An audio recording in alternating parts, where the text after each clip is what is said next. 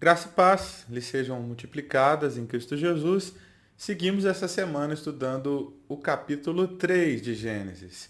Essa semana estamos vendo apenas o versículo 6 e vamos falar hoje sobre as três facetas da tentação, os três lugares onde Eva cai e que possivelmente todos nós já tenhamos caído, lugares onde nós precisamos muito vigiarmos, orarmos, nos resguardarmos. Te falo mais sobre tudo isso logo depois da vinheta.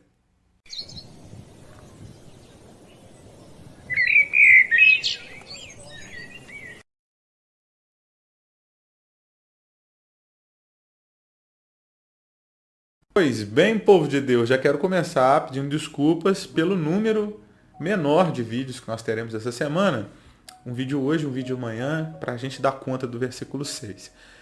Eu fiz algumas cirurgiazinhas na boca, descobri duas coisas nessa semana, que eu tinha mais problemas na boca do que imaginava, que dentista é muito mais caro do que eu pensava.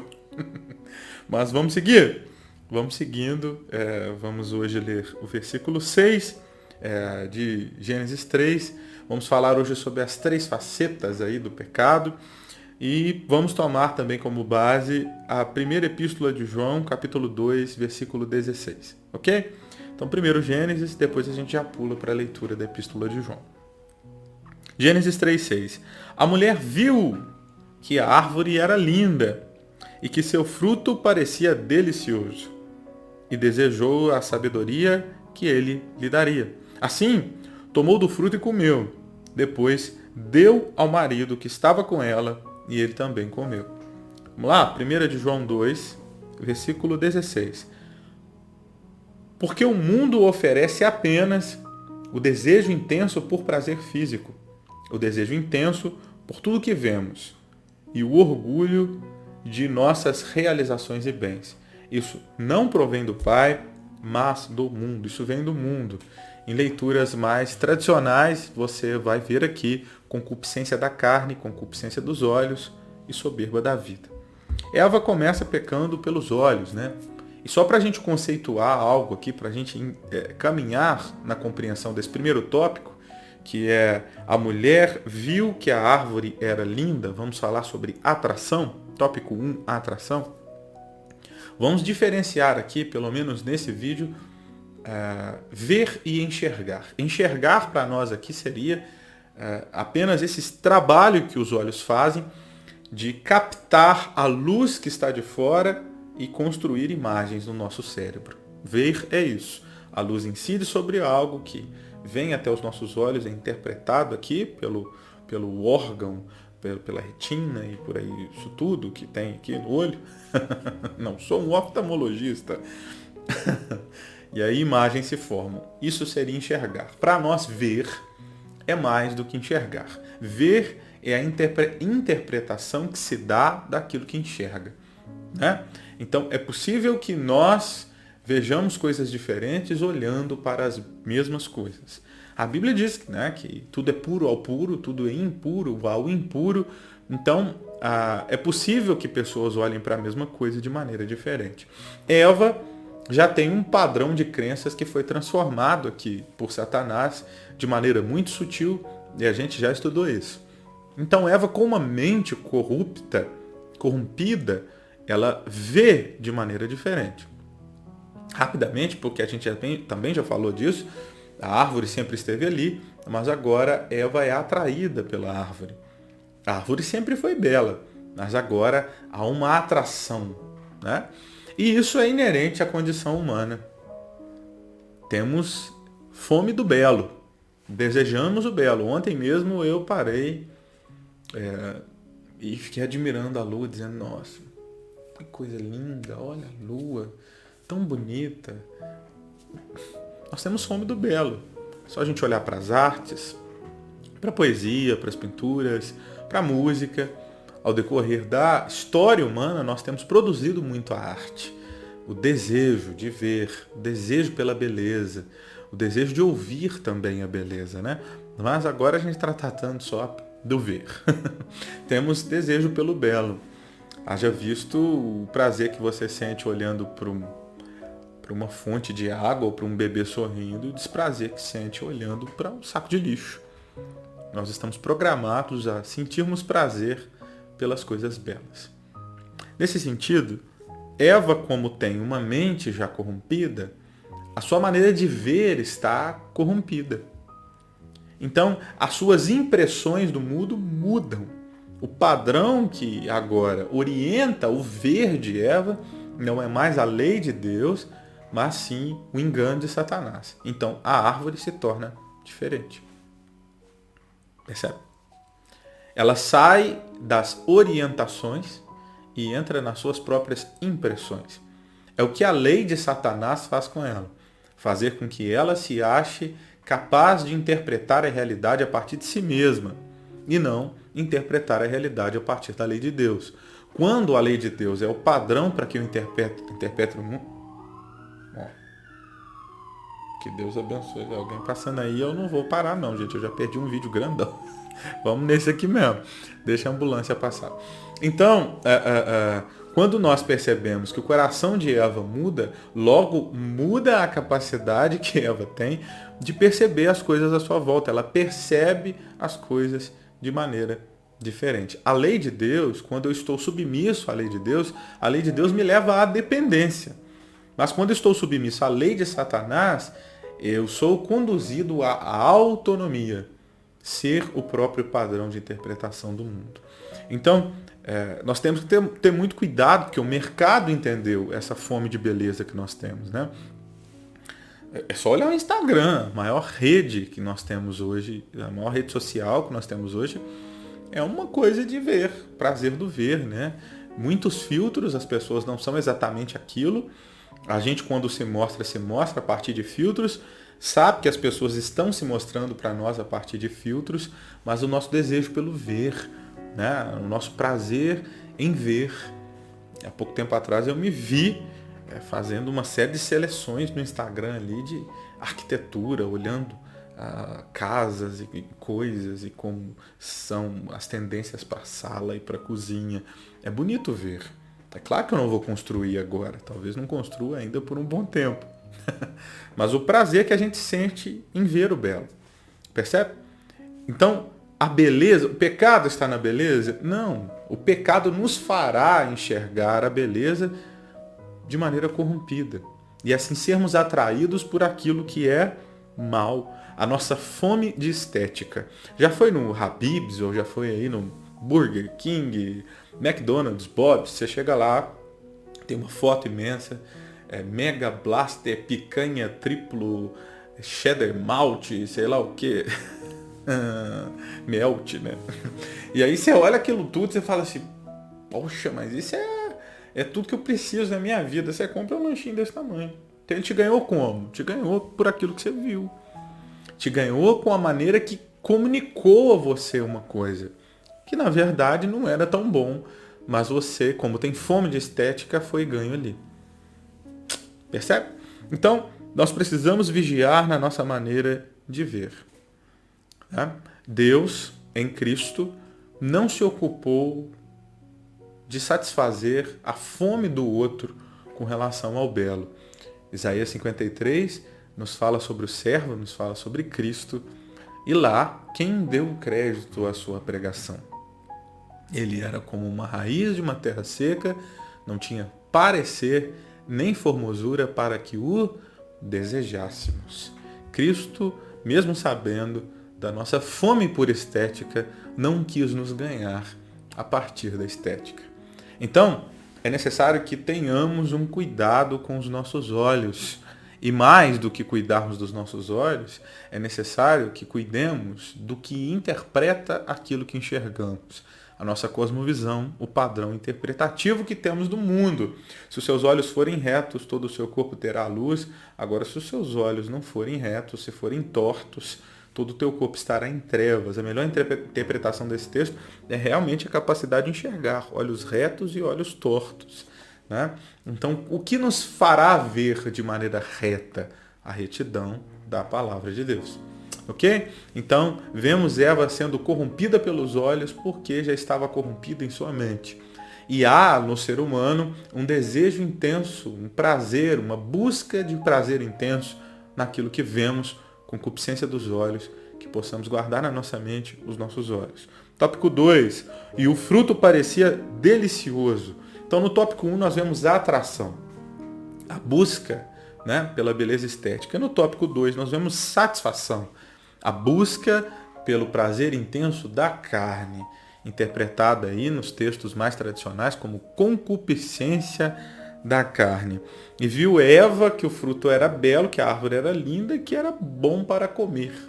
Daria a ela satisfação no paladar. Eva nunca tinha comido daquela árvore, mas tinha uma experiência anterior com outros frutos. E a partir da experiência que ela tinha de frutos deliciosos, ela olha para esse fruto e diz, este é delicioso. Percebe? Como ela sabia que era bom se ela nunca tinha comido? Ela tinha uma experiência anterior. E aqui há outra coisa fundamental para nós percebermos. Há uma fome de prazer, há uma satisfação na nossa carne quando nós saciamos ela. Já esteve com muita sede, mas muita sede mesmo. E aí você toma um gole de água e parece que aquilo é a coisa mais incrível do mundo, né? Não importa se tem Coca-Cola, se tem Fanta, se tem suco Del Valle, se tem um cafezinho, água para quando você está com muita sede, aquilo é a melhor bebida do mundo, porque o seu corpo recompensa o fato de você ter dado a ele aquilo que ele precisava. Nós temos algumas necessidades no corpo que são básicas: comer, beber, sexualidade.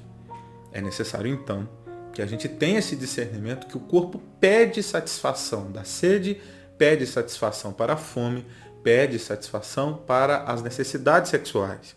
E ele nos recompensa quando nós o satisfazemos. Já comeu uma boa comida? Se saciou? A sensação de prazer e de quase completude que você tem depois de uma boa feijoada domingo, depois de um bom prato de lasanha. Então há uma fome, esta mais fácil de perceber do que a fome estética, que às vezes passa desapercebido, por mais que ela esteja ali. A necessidade de prazer intenso na carne é algo que percebemos com muita facilidade. E como Eva então sabe que pode dar prazer um fruto que ela nunca comeu? Ela tem como base as experiências que teve com frutos deliciosos. Ou seja, nós podemos ter experiências santas e se o nosso coração se corromper, usar inclusive as experiências santas como base para que venhamos pecar. Não é? Podemos usar as nossas experiências de sexualidade dentro do casamento para ter expectativa em alguém fora do casamento. Percebe? Podemos ter experiências de comer aquilo que é puro e entender que ali não há pecado e nos satisfazermos com aquilo, mas também usarmos essa referência de satisfação na alimentação para comermos coisas que são impuras. E aqui eu não estou falando de lei judaica, né? Não, nem vamos nos aprofundar dentro disso agora, né? Chouriço, comer sangue, não vamos falar disso hoje, sem essas polêmicas por hoje. A nossa necessidade de beber pode ser travestida em outras coisas pecaminosas, né? Eu não penso aqui que o álcool seja pecado, mas o alcoolismo de fato é. E por que beber tanto? Qual é essa satisfação que esse beber me proporciona e para onde essa satisfação me guia para a santificação ou para me afundar 7 metros abaixo da lama do pecado? Percebe? Então, é necessário que tenhamos então consciência de que até as coisas que nós ainda não provamos, elas podem ser vistas por nós como coisas prazerosas a partir das experiências que eu já trouxe de satisfazer-me. E com os olhos corrompidos, com uma mente corrompida, é bem possível que a gente atraia para a vida coisas que serão nocivas para nós. Então, mais uma vez, vemos a importância da palavra de Deus na mente, nos fazendo ver corretamente e nos fazendo, então, discernir se aquilo que vai satisfazer a nossa carne é puro ou não é puro. Terceiro, vamos lá? Desejou a sabedoria que lhe daria ambição. Aqui na NVT, orgulho de nossas realizações. Pirâmide de Maslow. Já ouviu falar da pirâmide de Maslow? Só você dar um Google aí. Ali está falando sobre a busca humana da autorrealização. É uma pirâmidezinha. Na base estão as satisfações do corpo, né? Ou seja, se você está com sede, está com fome, o seu corpo vai priorizar fazer isso, e aí você, se fica com sede ou com fome, não está pronto para atingir as etapas superiores até chegar à autorrealização. Então, o homem busca autorrealização, né? A gente pode ver os filósofos existenciais nos dizendo desta necessidade que o homem tem de vir a ser. Ele tem uma noção dentro de si de que ainda não é o que precisa ser. Nesse sentido, passa a vida tentando se tornar. Autorrealização, ou seja, realizar-se a partir de si mesmo. É o que Eva está buscando quando come do fruto. Se você comer do fruto, será como Deus. Ou seja, se você comer, se a condição comer é Eva que vai comer, e ela vai então não trazer o juízo que Deus disse que seria a morte, mas agora uma vida mais elaborada de interpretação do mundo. Ela será como Deus vendo o bem e o mal. Ela terá uma interpretação mais refinada do mundo. E como isso? A partir da sua ação de comer. Percebe? Autorrealizar. A realização a partir de si mesmo, e essa é a maior mentira. A grande realização só podemos alcançar através de uma vida com Deus, com o eterno, com o transcendente, que então, interpretando todo o nosso destino, sabendo inclusive a nossa função no mundo e qual é o lugar para onde devemos ir, nele encontramos satisfação, nele encontramos realização. Mas a mentira que nos é contada pelo inferno é que podemos nos auto-realizarmos, que as nossas próprias ações nos farão alcançar patamares maiores e melhores. Então, Eva pega e come. Percebe que isso é um ato simples, que ela tinha feito muitas vezes. Então, não ache que o que nos derruba são apenas situações extraordinárias ou atos incríveis. Nós podemos cair fazendo coisas que a gente já fez muitas vezes e não era pecado. Percebe? Pegou e comeu, pegou e comeu, pegou e comeu. E de repente ela pega do que não deve e come. Por um erro na consciência, por uma maneira errada de ver, por uma maneira errada de querer trazer prazer para a sua carne e por uma maneira errada de achar que as suas próprias ações lhe farão satisfeita plenamente, realizada plenamente. Olha para você ver como é um desencadear de um monte de coisas que seriam consertadas se ela se voltasse para a lei de Deus. Então, pegou, comeu. Um ato simples, muitas vezes não pecaminoso, mas agora com um coração em pecado. Ela interpreta errado aquilo que pega e come. Coisa terrível, né? Mas Jesus, sendo muito amoroso, ele purifica esse ato em Mateus 26, 26, quando ele diz, esse é meu corpo, tomai, comei. Como a palavra de Deus é maravilhosa, né? Como são coisas simples. Eva toma um tombo terrível fazendo uma coisa que sempre fez, mas agora vai pecar com o próprio ato. Cristo, sabendo que foi assim que a gente se perdeu, ele assim nos salva. Esse é o meu corpo. Tomai, comei. E quando comemos de Cristo, nós somos sarados, porque ele levou sobre si as nossas dores e enfermidades, levou sobre si. Paulo, quando vai falar sobre a Santa Ceia, lá em 1 aos Coríntios, capítulo 11, se eu não estou enganado, mas eu acho que é isso mesmo, ali por volta do versículo 23 em diante, Paulo diz que existiam muitas pessoas dentro da comunidade de Corinto que estavam enfermos e doentes e dormiam, e que tudo isso era por não discernirem o corpo, não entenderem o poder do tomar e comer. Os coríntios tinham se perdido porque estavam alheios uns aos outros, né? Participavam da ceia sem participar da ceia. Quando vocês se ajuntam para cear, não é da ceia do Senhor que vocês estão participando, diz Paulo no texto. E vocês comem e bebem indignamente, portanto comem e bebem para sua própria condenação, porque não discernem o corpo. E o corpo aqui tem duas dimensões. O corpo da igreja, os ricos comiam muito primeiro para não deixar nada para os pobres, que chegavam lá e não tinham nada, né? A Santa Ceia naquela época, chamada ágape, era um grande junta-panelas. Então se trazia comida. Os pobres traziam pouco ou não traziam nada. Então era necessário que aqueles que levavam muito repartissem com os pobres. Então como você vai comer do corpo de Cristo se você não discerne o corpo de Cristo? Você está comendo e bebendo indignamente se você come e o outro não. Somos um corpo. E por também não discernir o significado específico do corpo, que levou sobre si as nossas dores e as nossas enfermidades levou sobre si. E é claro que essas duas coisas se misturam. Se eu sei o bem que o corpo de Cristo me oferece, eu preciso, em amor pelo próximo, dividir este benefício com todo o corpo.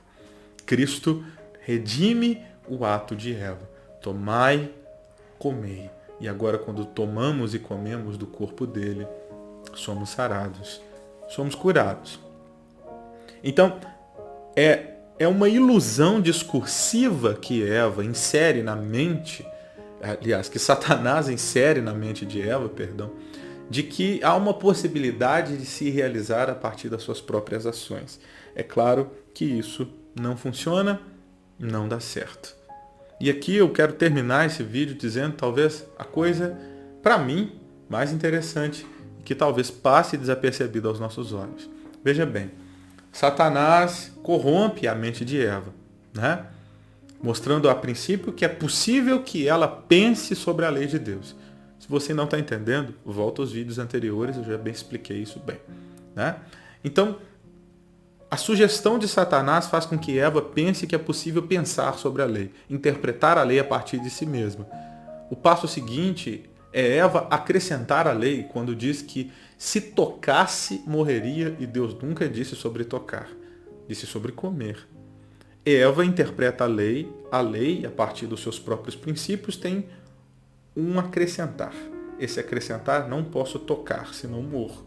Percebe? Depois, Satanás mente fatalmente, dizendo que o juízo de Deus é uma mentira, que Eva, comendo, não morre.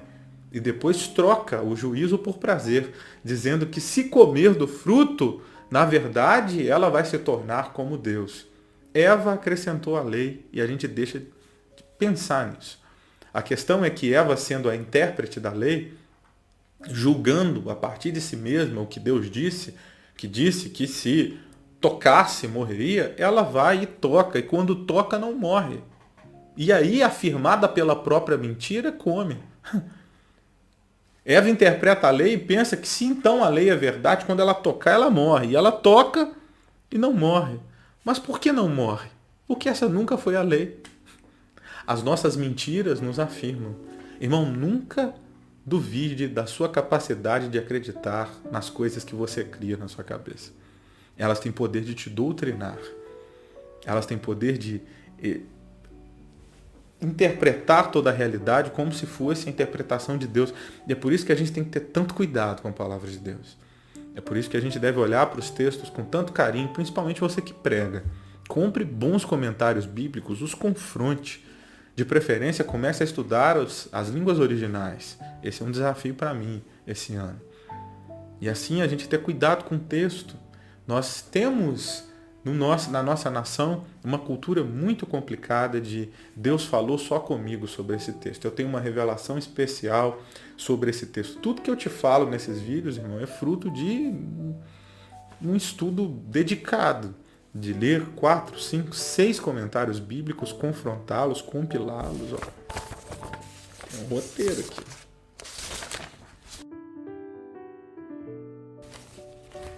Porque se eu interpreto a palavra, logo eu passo a achar que Deus disse aquilo que fui eu que disse. E aí isso passa a medir a minha vida nos meus comportamentos. Eva mente sobre a lei. Não pode tocar, senão morre. E agora, com uma lei mentirosa que ela mesma criou, a própria mentira lhe sustenta, dizendo que o caminho que ela está tomando é certo. Que a serpente é que é verdadeira, porque ela toca no fruto e não morre. Peraí, Deus falou que se tocasse morria. A serpente falou que não. Então, peraí, a serpente está certa. Isso tudo passa desapercebido se a gente olha o texto de maneira bem rápida, né? Então, é necessário que tomemos cuidado. Nunca duvide da sua capacidade de se enganar.